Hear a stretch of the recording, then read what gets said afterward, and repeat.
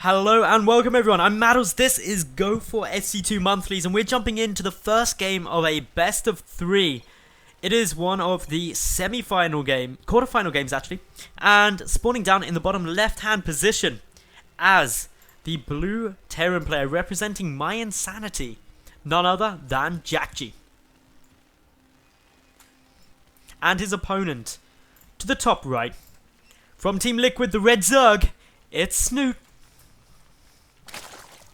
So, Snute is awesome, Jjakji is awesome. These are like two of my favourite players battling it out, and it makes me sad because one of them's going to lose. But it makes me happy because one of them's going to win. Oh yeah. So, best of 3, game 1. Generally, you see it go nice and smooth and nice and steady because you want to flesh out your opponent. You want to work out where their weaknesses are, where you can potentially get a quick win, and then try and exploit that. Less good though is you can run into a few problems if your opponent goes for something more risky and it catches you off guard. But that's where you've got game number 2 and potentially game number 3.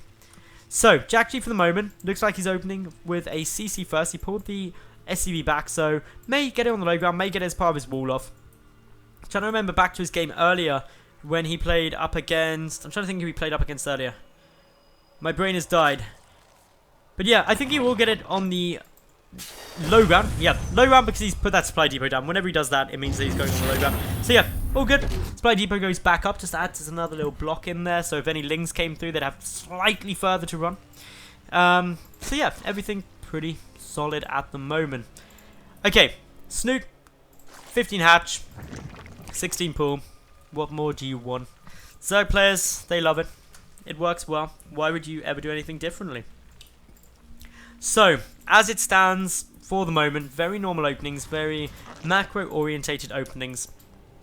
Not much more revealed yet. Snute is taking an extractor, so he will be able to start zergling speed, maybe going into some banelings or some roaches, depending on what he sees the need for. But the big tell is when he pulls drones from gas, if he pulls drones from gas. But by getting this gas down, it does delay his third base a little bit. That won't be coming down super greedy or anything like that. Instead, he's... Actually, it is going to come down super greedy. What is he cutting to be able to afford this? Wait, no, he's not. Okay, he's pulling back. I did panic there for a second. I was like, hang on, Snute. Snute, what were you doing? That would be... He would have to have cut queen production to do that, and that wouldn't have been very effective. So, anyway, everything now back to normal. My panic momentarily over. It will surely come back, though, the next thing that confuses me. And, well, over at Jjakji's side, he's just playing pretty standard. 1 gas, 1 racks, 1 CC. 2 ways he can really follow up with this is with... Well, he'll definitely get a factory and reactor to get Hellions out. And then he can either get a 3rd CC pretty quick, or he can go into some Banshee play. Both are effective, 1 harassment heavy, 1 more economically focused. But generally speaking, works nicely both ways. Meanwhile... Obviously, Snute has speed coming down. He's pulled drones from gas. That's going to allow him to get up his 3rd base a bit faster. It means he won't have banelings. Not that he really needs them to defend against Hellions. So, he should be okay.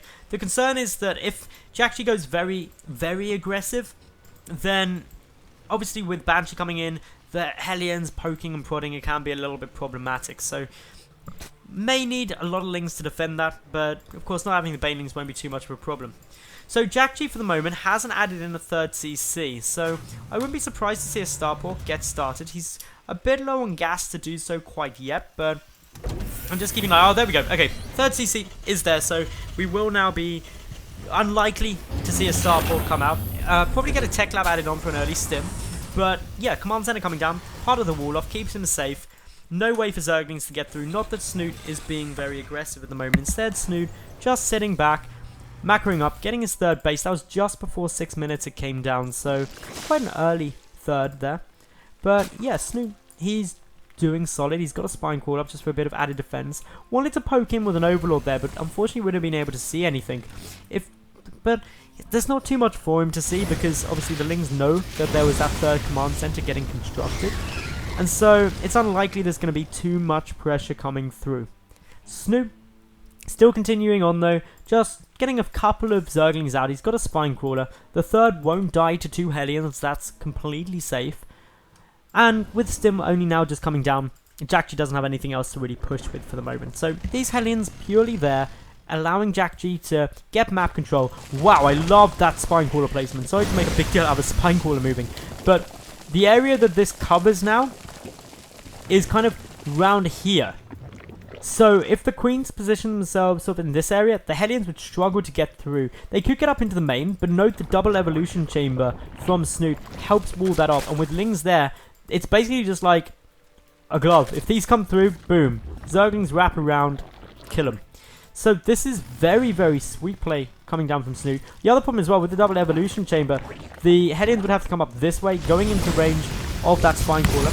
Unfortunately, these queens aren't indestructible, so the Hellions able to do a bit of damage. Nice micro there from Jjakji pulling back, but Snute with 5 queens down now, able to hold it. One queen sitting up in the main, the other 2 should go to their respective hatcheries to get those injects going, because the Hellions have now gone into full retreat. But Snute just pumping out so many drones, it's crazy. He's also opting to get a spore crawler at his third base, just in case any banshees or such were making their way across. But Orbital Command making its way over, going to come and land. Third base up for Jjakji, all looking solid.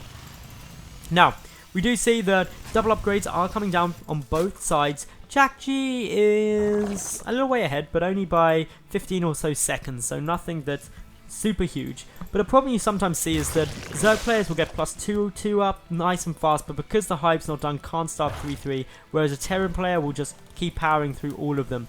Although, as I say that, no armory side yet, and oh no! This poor SCV. Steve the SCV stuck there. He built the engineering base. Now he's just doomed to a life of holding that mineral forevermore, unless he gets killed by an Evilisk. Anyway, Baneling that's coming down now from Snute. He's got his macro hatchery too. No 4th base as of yet. Holding this 4th is quite difficult for both players, just due to how far away it is from the 3rd. Especially Snute's concern would be drops coming in here, while a push came here.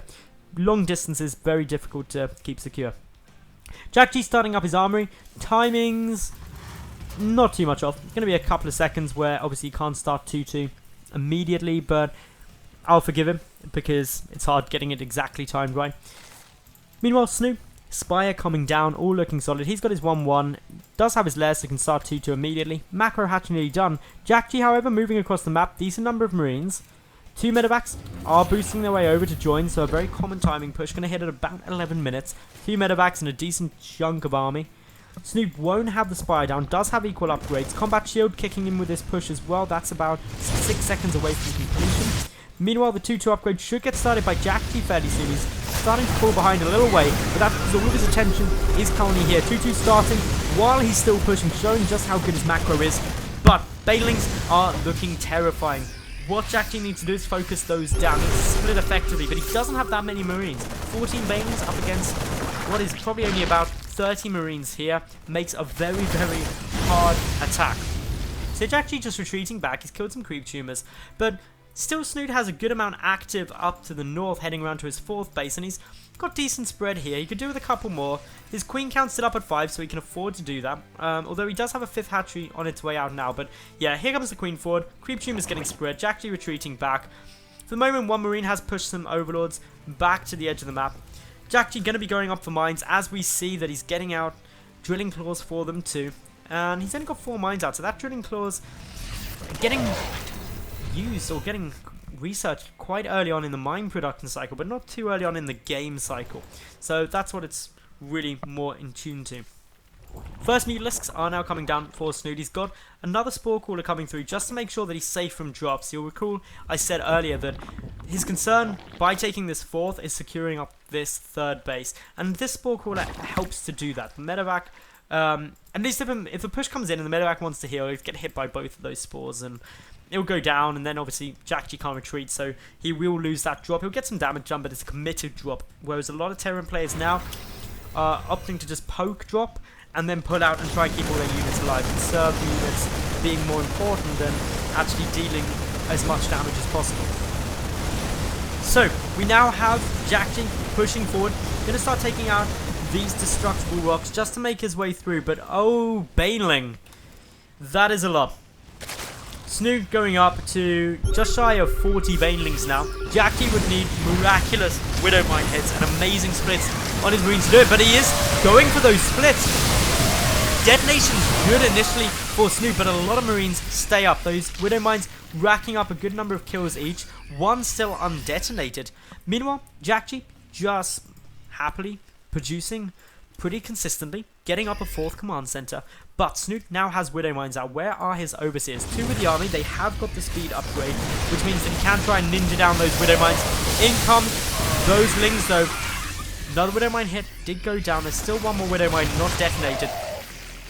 Unfortunately, Jjakji just constantly going with a stream of units. What is Snute going to be able to do? Well, he can get some really big baiting hits. What I'd love to see though is for him to come around the back. Unfortunately, that's quite a long way round, so a lot of his army won't be in this immediate defense. The Mutalisks coming forward, they've got to be very cautious when there is so much here, but the bailing detonations are great for the Liquid Zerg. Down goes those Marines, down goes the majority of the infantry, and now of course Jjakji has to be cautious of a counterattack. These medevacs need to boost away, the boost on cooldown at the moment. Good amount of reinforcements are ready, but still, Snute won that engagement very nicely. Still losing a bit more resources, but that's to be expected. He's also busy taking a 5th base, expanding very well. Holding this watchtower is going to alert him to this small little group of infantry coming to go and kill his base, but he should be able to get Mutalisks over there in time, and that's why we're seeing Jjakji retreat. He knows he wouldn't be able to hold that. Now, what we're seeing here is basically what I was explaining earlier on, that unfortunately, there's going to be a bit of a problem in terms of the 3-3 upgrades compared to 2-2 on Snute's side. Snute doesn't have a hive yet, and by not having a hive, he cannot start his 3-3 upgrades, whereas Jjakji's are still going solid. It's consistent upgrade. That's going to give Jjakji's infantry another attack upgrade over the Mutalisks. That means that the Marines deal huge damage to them, and they can get sniped down really quickly in a head-on fight. That's the big problem that occurs from this. Now, Jjakji is continuing on trying to drop. Unfortunately, that medevac gonna get taken down, and it was a full medevac too. Mutalisks shutdown drops so effectively. Snute currently sitting here, very happily up at 27 Mutalisks. Gonna keep pushing through, gonna try and just take out this army wherever he can. Got a good number of Bailings morphing in at the moment. Going to go for the drops. And well, if he can get those connections, it's gonna be really good. Of course, Jjakji can't go and drop any of these bases for the moment, because if he does, well, the Mutalisks shut him down. There's so many mutas there already. 27, they've got the +1 air attack, +2 air attack about to kick in too. The Mutalisks are also going to be very good at picking off the medevacs. We saw in WCS EU that I was casting this weekend, Lambo actually do amazing work at knocking out Thorzane by just not letting him get any medevacs up, just constantly taking them out, and it was so effective. Now, we do see Snute at the moment repositioning, going to come and head down towards this 4th. Unfortunately, that is a good number of missile turrets. 6 in total. That's going to be fairly difficult to stop with any number of Mutalisks. But with +2, they can punch through. Unfortunately, we can see that losses are coming on Snute's side, but definitely worse losses at the moment for Jjakji, who's going for the push-up into Snute and 4th. Big burrow bailing bombs, though, did some nice damage. And now we see Snute just continuing on, plows down that planetary fortress. Jjakji pressing, is going to fight away from those bailings. A couple of okay detonations, but nothing crazy. More bailings coming through, those splits attempting to go down. Nice control by Jjakji for the time being. He's also dropping down to the 3rd base. The Spore Caller is taking damage. Jjakji on top of everything currently. As we can see, the hatchery will fall. If the 3rd goes down too, which I think it very well may, that may be lights out for Snute in this first game of the series. And it looks like, yep, that hatchery getting very, very low. Zerglings are desperately trying to save it. It's going to be close, but I think it should just survive. But with only 58 HP, that is a tiny drop to get through. Snute now counter pushing. He's taking out all of these units. The medevac's managing to boost away, but unfortunately, no more boost remaining. Mutalisks chasing it down, but some Stim Marines going to try and save them. These are 3-3 now. We've also got the missile turret range upgrade in effect. We've got Thors being produced 2 at a time. And I'm so glad to see those Thors because Snute is so reliant on these Mutalisks now. 26 of them actually make up the bulk of his supply, now going up to 31.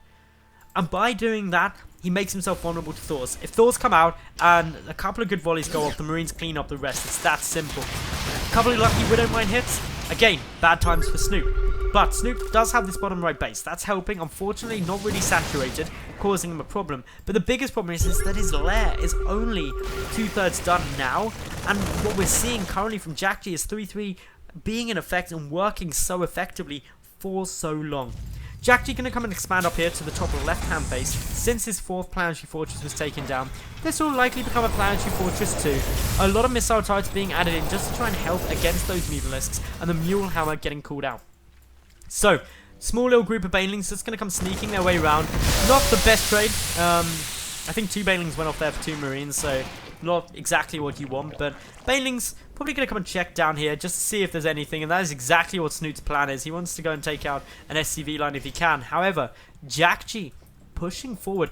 Surprisingly, he hasn't tried to take out this base, which has been transfused a couple of times, keeping its health up higher. But did Snute just see that base? Not quite yet, but he's going over there. But with Marines, with missile turrets, he cannot engage that. That would be traumatic for him. Banelings still taking a bit of damage. A couple of burrowed Banelings sitting in the mineral line. Do like that. Pro move.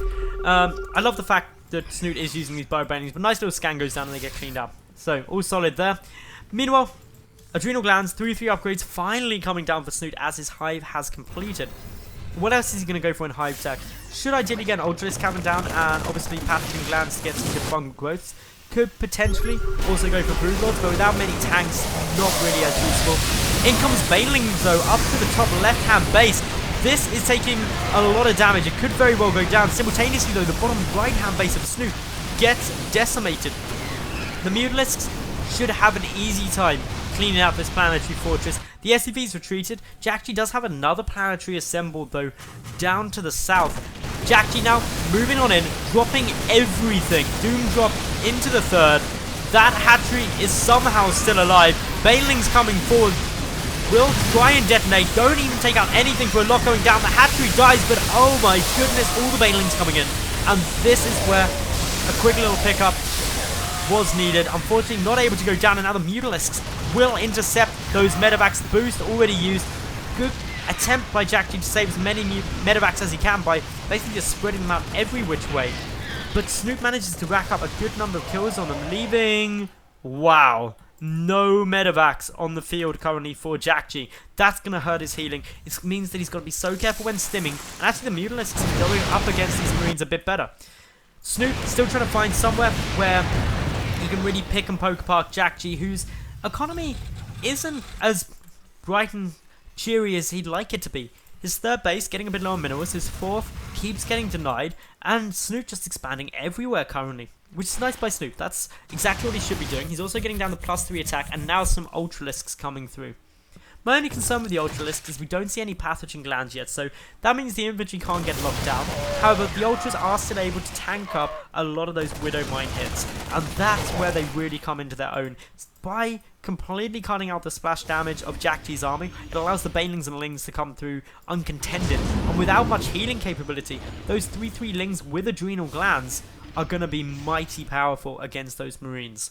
So, for the moment, we do see Snute just coming around once more. Thor, multiple missile turrets, and Widow Mines there. He's got to be careful.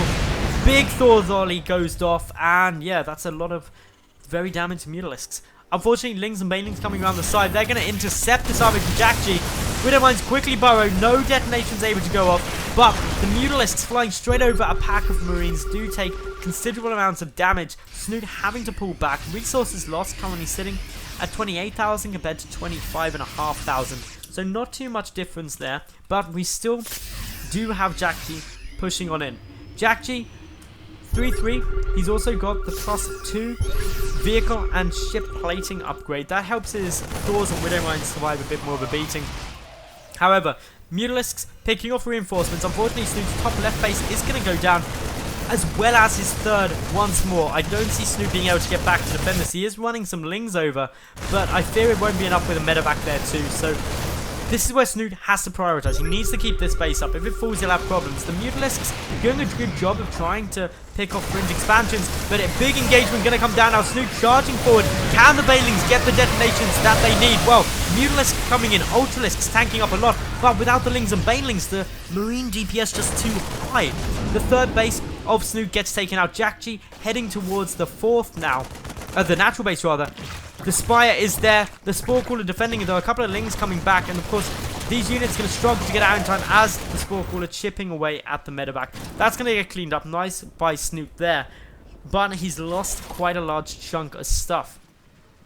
He's only got 2 mining bases. Jjakji still sitting on 1 mining base. Going to try and take this second one up to the top left.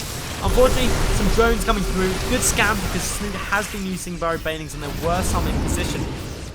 However, Jjakji, if he holds this top left base, will be on equal bases. A couple of lings coming around, but mass defensive position here is not going to get taken out. Jjakji wants to keep these 2 bases. And my god, he's going to die trying. But Snoot's starting to feel like he's struggling, in my opinion, because his bank is very low, and that's never where you want to be. He's also down by 33 supply. His drone count not that good. And he's still just going for the same thing, which has worked, but it's never won him the game, obviously, since we're still in it. So he's got to try and find another option. Where does he go from here, and what is he going to do? Well, in come the Mutalisks. Marauders are getting taken down. That sensor tower going to die, which just prevents actually knowing exactly where these Mutalisks are going when they're around any of his bases. But he's also going to be careful not to go too far out of position from this planetary because there's a big force ready to go in there to take it out. Marines engaging up against these Mutas. A couple of good volleys from the Javelin missiles of the Thor. Meanwhile, another drop coming down towards the 3rd base, but Snute pushing in, doing a large amount of damage to this planetary. The Banelings get great detonations, means no SCV repairs. Jjakji's SCV count now matching Snoot's drone count, but Snute committed a lot to this push, getting taken out. Now only the Ultralisks remain, and while they are 3-5, the Marines and Thors take them down, with nothing really left here. Really, Snute has to retreat. He's also getting dropped in his main base. These Queens getting taken down, Overlords getting taken down. A hatchery is going to fall here, and they may even continue on to Snoot's last mining base. Snute cannot afford that. The Mutalisks came back to try and defend. Massive burrow bailing hits go down there.